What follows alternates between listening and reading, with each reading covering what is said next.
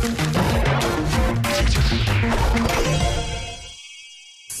位观众朋友，大家好，欢迎收看《狗狗讲好吧》，我是明珠。你看，先来看看我旁边这个是什么呢？这个呢就是山茶花茶伐哦。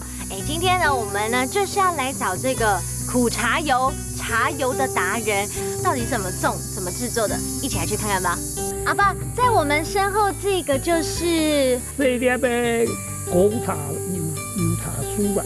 大粒老细粒有嘛检查嘞，有什么不一因样？为细粒的结果无按多，但是加个油脂较好。哦，油脂比较好，是不是？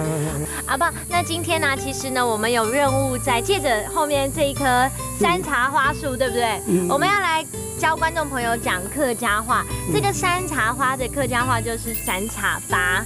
那当然了，我们就这些茶树，不管是大颗子还是小颗子，榨出来的茶油对身体非常的好。茶油也是我们今天要学的词。阿爸，这个茶油的客家话，让你来教大家好不好？你跟大家说。茶油。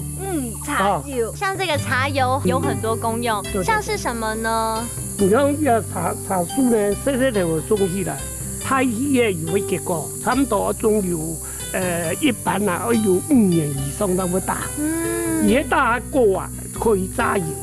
榨油呢，可以做事啦，做化妆品啦，而榨出来泡，可以做皮料，可以手托五吃。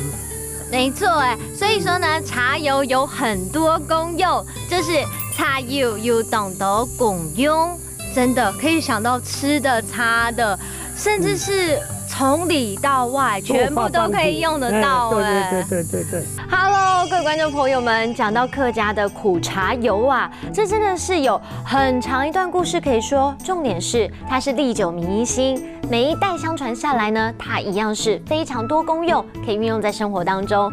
当然喽，我们也学到新的词，一起来复习一遍吧。来看第一个词就是山茶花，山茶伐。